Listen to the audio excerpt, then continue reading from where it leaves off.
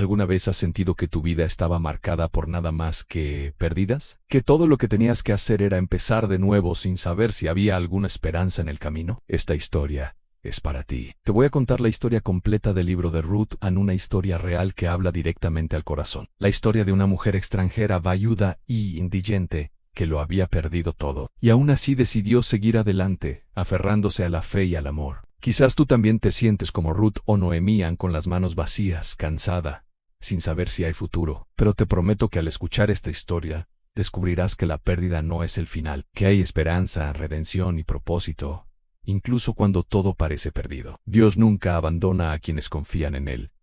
Imaginemos una época de hambre y desesperación. Así eran los días de los jueces en Israel, un tiempo donde cada uno hacía lo que bien le parecía. Una gran hambruna golpeó al país como consecuencia de la desobediencia colectiva.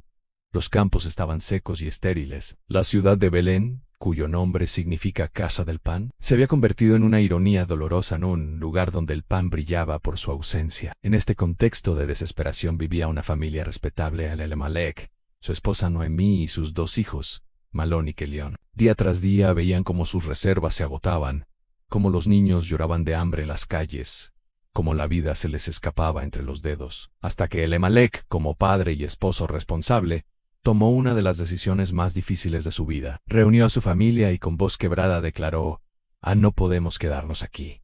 Si continuamos, moriremos todos. Así, con el corazón apesadumbrado y cargando solo lo indispensable, emprendieron el éxodo hacia Moab, una tierra pagana al este del Mar Muerto. Moab representaba todo lo opuesto a su identidad en costumbres extrañas, dioses falsos, un pueblo que históricamente había sido enemigo de Israel.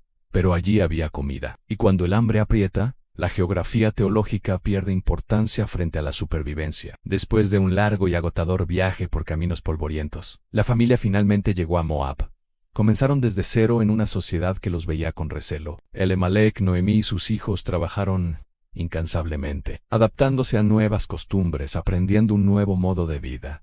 Con los años, una relativa estabilidad les permitió respirar. Los hijos crecieron, y en un giro del destino, ambos se enamoraron y se casaron con mujeres moabitas, Orfa y Ruth, dos uniones que cruzaban fronteras étnicas y religiosas, formando familias mestizas en tierra extraña. Pero la estabilidad resultó ser frágil. Primero la muerte sorprendió a Elimelech. Noemí quedó viuda en país ajeno, pero al menos tenía el consuelo de sus dos hijos. Luego, como si el dolor quisiera completar su obra, ambos hijos, Malón y Kelión, también fallecieron, dejando a tres mujeres viudas y sin hijos en una cultura donde el valor de una mujer dependía casi exclusivamente de su marido y descendencia. Imagina ese vacío, Noemí, una mujer de edad, viendo morir no solo a su compañero de vida, sino también el futuro representado en sus hijos, y junto a ella Orfa y Ruth, jóvenes cuyos sueños de familia se desvanecieron antes de florecer. Tres mujeres unidas por el dolor, enfrentando juntas la incertidumbre de un mañana que parecía no ofrecerles nada. Años pasaron en esa nebulosa de duelo,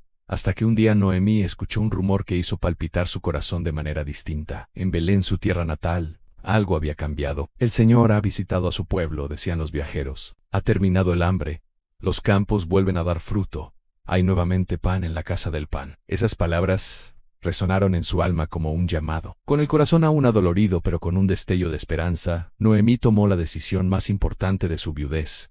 Tengo que regresar a casa. Sabía perfectamente lo que significaba. Volvería como la mujer que se fue con todo y regresaba con nada. Viuda, sin hijos, sin riquezas, solo con las cicatrices del tiempo y las pérdidas. Pero algo en su interior le decía que era el momento. Reunió a sus nueras y comenzaron el viaje de retorno. Pero mientras caminaban por aquellos senderos que conectaban Moab con Judá, Noemí hizo una pausa. La realidad se impuso sobre sus sentimientos. Miró a Orfa y a Ruth, estas jóvenes que habían sido hijas para ella, y pensó en el futuro que les esperaba en Israel, en extranjeras, en una tierra que desconfiaba de los moabitas, viudas sin protección, mujeres marginadas. Con un amor maternal que superaba su propio dolor, les dijo: vuelvan, hijas mías, a la casa de sus madres. Que el Señor las trate con la misma bondad con que ustedes trataron a los difuntos y a mí, que encuentren descanso, cada una en casa de su nuevo esposo. El momento fue desgarrador. Tres mujeres abrazadas en medio del camino, lágrimas que mezclaban gratitud, dolor y despedida. Orfa, después de llorar intensamente, comprendió la sabiduría en las palabras de Noemí. Sabía que en Moab al menos tenía familia, protección, un futuro posible, con el corazón destrozado pero práctico. Besó a Noemí y emprendió el camino de regreso a su tierra. Pero Ruth hizo algo extraordinario. No se movió. Se aferró a Noemí con una fuerza que sorprendió a la anciana. Y entonces, en ese lugar polvoriento, entre dos naciones, pronunció las palabras que han resonado a través de los siglos como el himno más puro del amor comprometido. No insistas en que te deje. Donde tú vayas, iré yo. Donde tú vivas, viviré yo. Tu pueblo será mi pueblo, y tu Dios será mi Dios. En donde tú mueras, moriré yo, y allí seré sepultada. Que el Señor me castigue, si permite que algo, excepto la muerte, nos separe. Fíjate en la profundidad de este juramento. Ruth no solo estaba renunciando a su nación, su familia y su cultura, estaba adoptando una nueva identidad completa. Cambiaría de pueblo, de religión, de destino. Y lo más sorprendente, lo hacía por amor a una mujer anciana y amargada, que no le podía ofrecer nada a cambio. No había herencia que ganar, ni seguridad que asegurar. Solo había amor puro, lealtad incondicional. Noemí, conmovida hasta las lágrimas, vio la determinación en los ojos de Ruth, y comprendió que no había argumento que pudiera contra tal amor. Cayó, tal vez la abrazó, y juntas los dos viudas, una israelita amargada y una moabita llena de fe, reanudaron su peregrinaje hacia Belén. El regreso fue todo menos triunfal. Cuando finalmente llegaron a Belén, las vecinas que recordaban a la joven y esperanzada Noemí de años atrás, apenas podían reconocerla. ¿Es esta Noemí?, preguntaban entre susurros. Y ella, con la crudeza del que ha tocado fondo, respondió: no me llamen Noemí, que significa mi dulzura. Llámenme Mara, amargura, porque el Todopoderoso me ha llenado de amargura. Salí llena de sueños, y el Señor me devuelve vacía. Pero en su amargura, Noemí no veía toda la verdad. No había regresado completamente vacía. A su lado estaba Ruth, un tesoro viviente que valía más que cualquier riqueza. Y además, la providencia divina había sincronizado su llegada con el comienzo de la cosecha de cebada. Un detalle aparentemente trivial que en el plan de Dios era fundamental.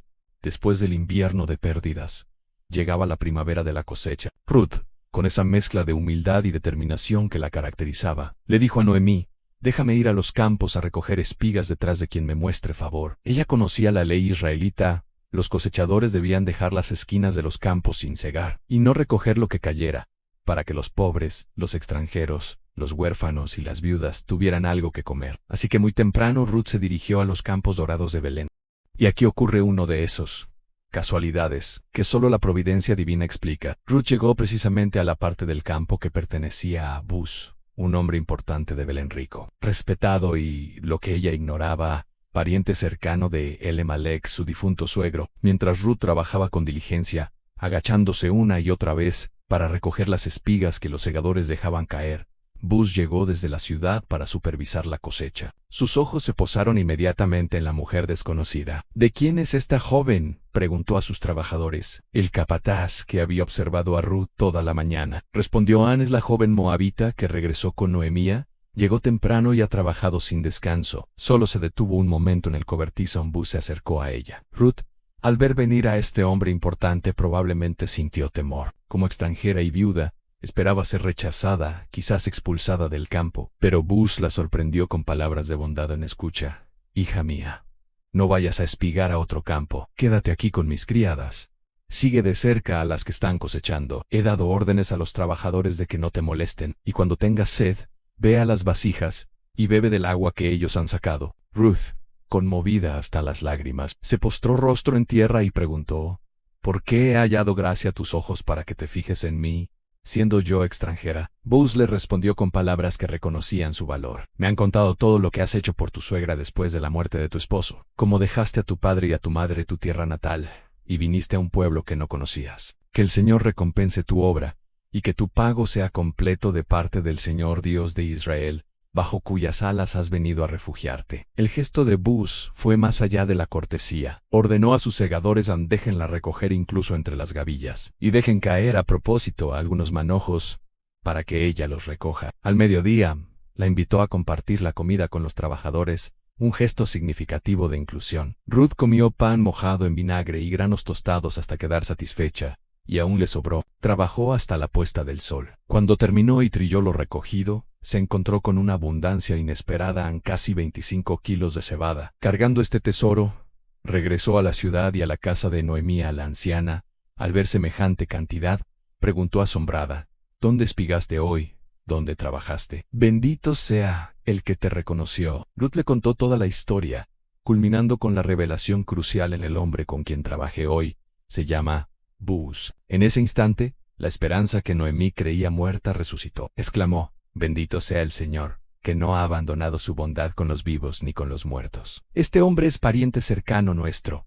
Es uno de nuestros redentores. La ley del levirato o del pariente redentor establecía que cuando un hombre moría sin hijos, su hermano o pariente cercano debía casarse con la viuda, para darle descendencia que perpetuara el nombre del difunto y administrara su herencia. Buz no solo era un hombre bueno, era la puerta legal y moral para la restauración completa de la familia de Elimelech. Noemí, con la sabiduría práctica de quien conoce las costumbres, ideó un plan. Sabía que Buz terminaría la trilla esa noche y dormiría en la era para proteger su cosecha. Instruyó a Ruth: báñate, perfúmate, ponte tu mejor ropa y ve a la era, pero no te des a conocer hasta que él haya comido y bebido. Cuando se acueste, fíjate bien dónde, luego ve, descúbrele los pies y acuéstate allí. Él te dirá lo que debes hacer. Ruth, confiando completamente en la sabiduría de Noemí, respondió: haré todo lo que me dices. Esa noche, después de que Buz terminó de comer y beber y se acostó satisfecho junto al montón de grano, Ruth ejecutó el plan. Se acercó silenciosamente, descubrió sus pies y se acostó allí. A medianoche Buz se despertó sobresaltado, sintiendo presencia a sus pies. ¿Quién eres?, preguntó en la oscuridad. Ruth respondió con voz firme pero respetuosa: soy Ruth, tu sierva. Extiende el borde de tu manto sobre tu sierva, porque eres pariente redentor. Buz, lejos de enfadarse, se conmovió profundamente. Reconoció en este acto no una proposición indecente, sino un pedido legal y honorable de protección. Le dijo: bendita seas del Señor, hija mía. Has mostrado mayor bondad ahora que al principio, porque no has ido tras los jóvenes, sean pobres o ricos. Ahora, hija mía, no temas. Haré por ti todo lo que pidas, pues todo el pueblo sabe que eres mujer virtuosa. Es cierto que soy pariente redentor, pero hay uno más cercano que yo. Quédate esta noche por la mañana. Si él quiere redimirte, bien. Pero si no quiere, vive el Señor, yo te redimiré. Buz actuó con extrema integridad. Quería hacer las cosas correctamente, siguiendo la ley al pie de la letra. Ruth se quedó a sus pies hasta el amanecer. Antes de que fuera lo suficientemente claro para que alguien la reconociera, Buz le dijo: trae el manto que traes puesto y sosténlo. Y le dio 6 medidas de cebada, una cantidad generosa, diciendo: no vuelvas con las manos vacías a casa de tu suegra. Cuando Ruth regresó y contó todo, Noemí, con la perspicacia de quien conoce el carácter de los hombres, le aseguró: quédate quieta, hija mía, hasta que sepas cómo se resuelve el asunto, porque ese hombre no descansará hasta terminar el asunto hoy mismo.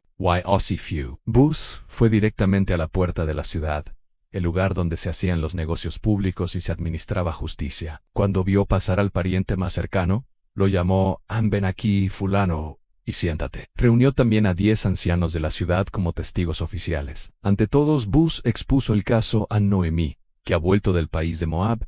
Vende la parcela que perteneció a nuestro hermano Elimelech. Yo quería informarte para que la compres en presencia de los que están aquí y de los ancianos de mi pueblo. Si quieres redimirla, redímela. Pero si no quieres, dímelo para que lo sepa, porque no hay nadie con más derecho que tú, y yo voy después de ti. El pariente respondió de inmediato: la redimiré. Pero Buz, cumpliendo escrupulosamente con la ley, añadió el detalle crucial: el día que compres la tierra de Noemí, también comprarás a Ruth la moabita, mujer del difunto, para restaurar el nombre del muerto sobre su heredad. Al oír esto, el pariente reconsideró: entonces no puedo redimirla, no sea que dañe mi propia heredad. Toma tú mi derecho de rescate, porque yo no puedo redimir. Según la costumbre, para sellar públicamente la renuncia a su derecho, se quitó la sandala y se la dio a Buz. Todo Israel usaba este gesto como testimonio legal. Entonces Buz declaró ante los ancianos y todo el pueblo: ustedes son testigos hoy de que compro de Noemí todo lo que fue de Elimelech, y todo lo que fue de Kelión y de Malonan también tomó por mujer a Ruth la moabita, para restaurar el nombre del difunto sobre su heredad,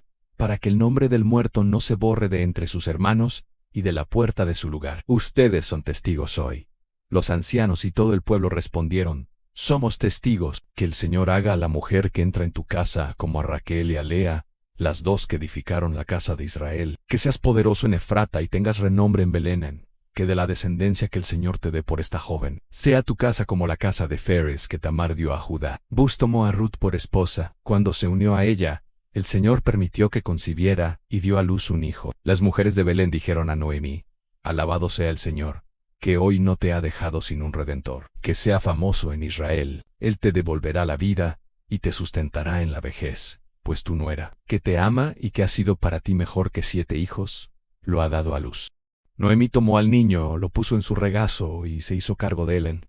Las vecinas decían: Le ha nacido un hijo a Noemí, y le pusieron por nombre Obed. Este fue el padre de Jesé. Padre de David, a nací Ruth la Moabita, la extranjera que llegó a Belén con las manos vacías, llegó a ser bisabuela del rey David, y en la genealogía que Mateo registra del Evangelio, su nombre aparece junto al de Tamar, Rogab y la esposa de Urías, mujeres cuyas historias también estuvieron marcadas por el dolor, la marginación o el escándalo, pero que Dios usó de manera extraordinaria. De esta línea familiar, muchos siglos después, nacería en Belén Jesús, llamado el Cristo, el Mesías Salvador del mundo. La historia de Ruth nos enseña que el amor fiel trasciende culturas y circunstancias, que la lealtad desinteresada es una fuerza transformadora, que la integridad en los pequeños actos prepara el camino para grandes propósitos, y sobre todo, que Dios escribe historias de redención con los hilos rotos de nuestras vidas. Ruth, la extranjera que lo perdió todo, llegó a ser antepasada del Rey de Reyes. Esto nos dice que nadie está demasiado lejos, demasiado dañado o demasiado marginal para la gracia de Dios en tu historia. Con sus pérdidas y dolores,